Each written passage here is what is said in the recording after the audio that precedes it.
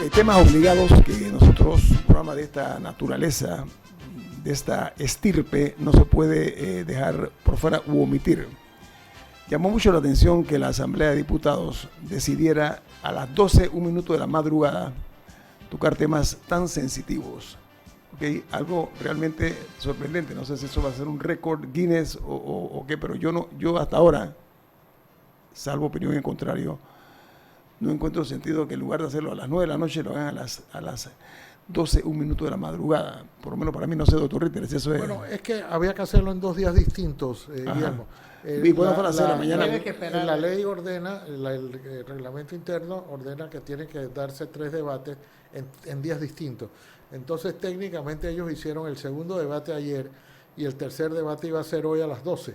Eso lo han hecho antes, eso se ha hecho antes, especialmente cuando están por finalizar los periodos legislativos y hay mucho atraso. Aprueban muchas cosas en el día 30, por ejemplo, el día 30 de diciembre, y cuando aquel tiempo el periodo era otro, ahora sería el 30 de septiembre, el 29 de septiembre, y entonces comienza la nueva sesión a las 12 de la noche, que ya técnicamente es un día distinto, aunque sea con un periodo de menos de 24 horas, y entonces logran aprobarlo. Pero pregunto, ¿no es lo mismo hacerlo a las 5 o 6 de la mañana? Pregunto yo, a las 6 de la mañana.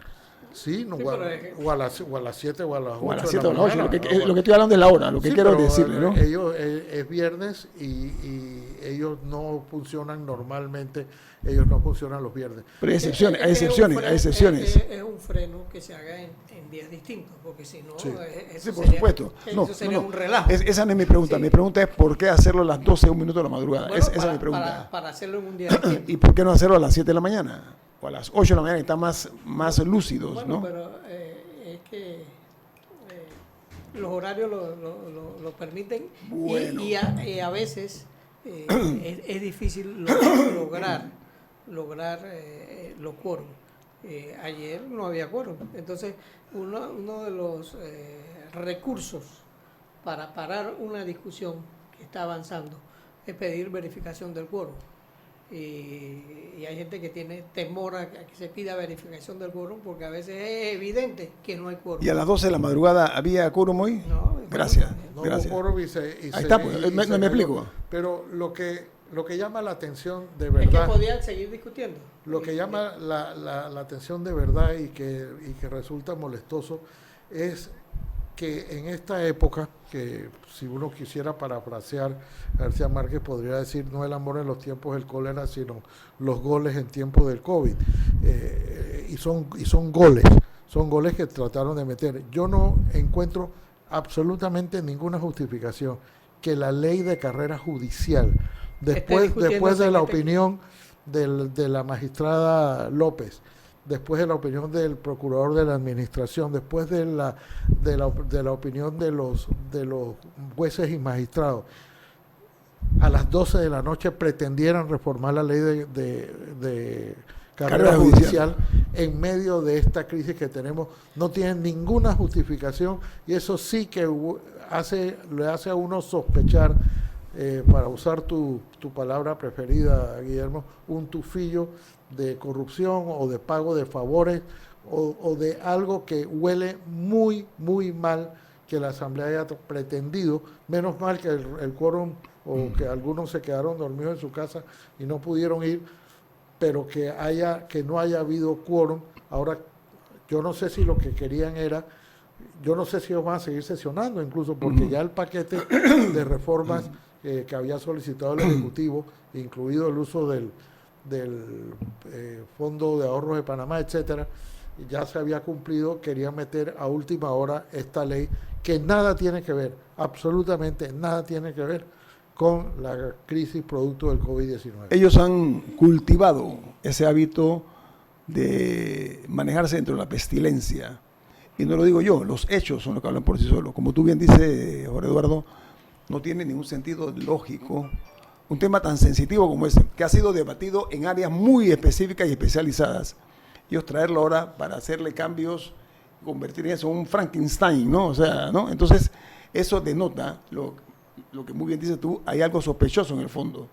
sea, esas son parte de Pero los, permítanme terminar, esos son parte de las graves falencias que lesionan o que lastiman todavía lo poco que queda de imagen y de credibilidad en la Asamblea, que todavía no entiende, no comprende que ellos están en el ojo público, no han logrado conciliarse entre ellos para cambiar esa falta de confianza y credibilidad. Bueno, pero es que casi un deporte ya hablar mal de los políticos y de la Asamblea. Pero no es cierto lo que estamos diciendo. Guillermo, la Asamblea tiene el don de que fueron elegidos. No, pero no, independientemente. Eso no les da una carta blanca para hacer lo que les da la gana, ¿no? Bueno, déjame terminar mi planteamiento. La Asamblea, con sus defectos y todo, tiene gente allí que ha sido electa. Y esa es la fortaleza que ellos tienen. Son electos. Y por lo tanto, por algo se le llama el primer órgano del Estado. Y tenemos que proteger que eso exista. Porque si no existe, quedamos en dictadura. Entonces, la Asamblea tiene un ritual que se tiene que respetar. Y independientemente, hay gente que trata de meter camarones. Y en la Asamblea ha sido histórico los camarones. Los camarones, y suceden en una ley que se está discutiendo, el ferrocarril de Chiriquí, algo relacionado con Chiriquí, y de una vez meten una cosa sobre la carrera administrativa, que cambiaría todo, que podrían nombrar un nuevo magistrado, y ese tipo de goles son los peligrosos en la Okay, a ver, las malas decisiones. Hay que vigilar la Asamblea. La Asamblea se transmite. Hay gente que la sigue por radio y la sigue por televisión. Okay. Entonces es el único órgano del Estado. Los consejos de gabinete nunca saben qué se aprueba. Pero vamos a ver. Las malas decisiones son una factura que algún día uno tiene que pagar cuando se hace gobierno. Sí. Cuando se hace gobierno. Malas decisiones. El haber ignorado la importancia del sector agropecuario aquí en Panamá en los últimos 3 gobiernos. Okay, esa fue una mala decisión que vamos a pagarla ahora. Bien, esa voy a dejarla ahí de ese tamaño por ahora. Pero lo que no podemos ignorar nosotros es que aquí no se puede seguir trabajando por pasiones políticas, es lo que estoy tratando de decir en una circunstancia como esta. Miren, sin el ánimo de pretender ser adivino, no. Después de esto, cuando esto cambie, cuando logremos retornar a la normalidad, este va a ser otro país. Y la gente va a ser distinta. Y la gente va a entender muy claramente de que lo que nosotros creíamos que era, no es. Porque eso ha demostrado nuestras fragilidades, nuestras debilidades como seres humanos.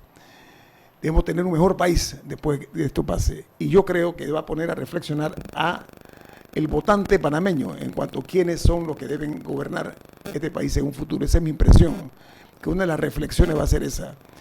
¿Por qué razón? Porque cuando yo observo este tipo de situaciones, estos intentos de manipular temas tan sensitivos como la carrera o la ley judicial, yo siento de que hay o un desconocimiento, que es un acto flagrante de irresponsabilidad, o negligencia, o mala fe, u oportunismo. Búsqueme el término que quiera. Todos son negativos, doctor Ritter. Usted como abogado, no sé cómo la ve.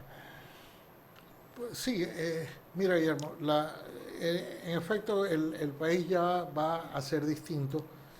Yo entiendo, el mundo va a ser distinto. Yo entiendo que hay costumbres perniciosas que ha habido en los órganos legislativos, también los hay en el Ejecutivo. Por supuesto. O sea, no es no es que estoy tomándolo de la ley judicial, sí, en particular. Pero la ley de la carrera judicial es especialmente emblemático porque camarones en efecto ha habido normalmente, pero el afán, el apuro, casi la desesperación por aprobar esta ley en tercer debate de madrugada me pareció, me luce que no es, que hay algo oculto. Aparte de que si es una ley, todavía enfrenta la posibilidad de un veto presidencial por una parte, y segundo, todavía le queda a la asamblea, que es otro de mis interrogantes. Todavía le queda a la asamblea un mes completo de sesiones, salvo que hayan decidido no laborar en abril. Pero el periodo legislativo termina el 30 de abril. En otras palabras, yo no entiendo el afán de haberlo hecho esta madrugada.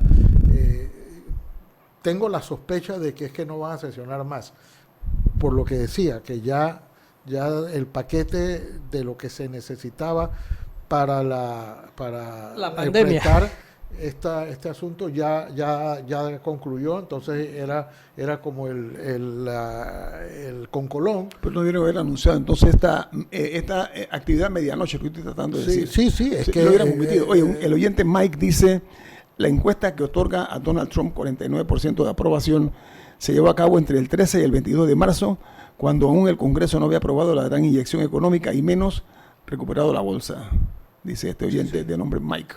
Gracias, Mike, por esta opinión pero vale tampoco, si es el 13 de marzo, tampoco se había caído la bolsa en la forma como se había caído. Sí, que fue estrepitosa. O sea, estamos hablando de hace 2 semanas esa encuesta. Si es cierto lo que dice, es igual. Él todavía estaba gozando de la prosperidad, claro, de la bolsa, y todavía estaba diciéndole al pueblo de los Estados Unidos: esto va a pasar.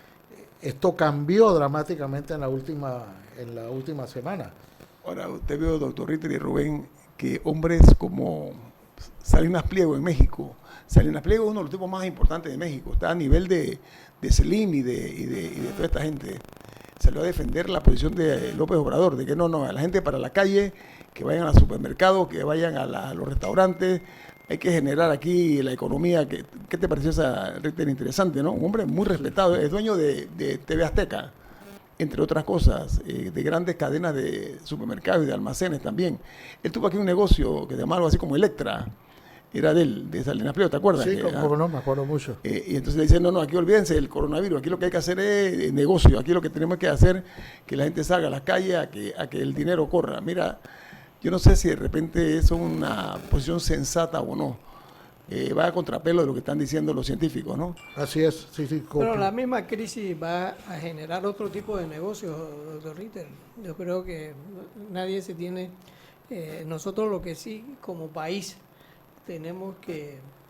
Y a mí me gustaría que en el próximo segmento evaluáramos aquí qué cosas estamos haciendo en Panamá bien en medio de la crisis, porque hemos hecho cosas bien. Está bien, vamos a la corte comercial. Hay que corregir. Porque, me parece bien, vamos a hacer eso. Todo lo que hemos hecho no ha sido malo. No. Yo creo que las conferencias de prensa mejoraron notablemente.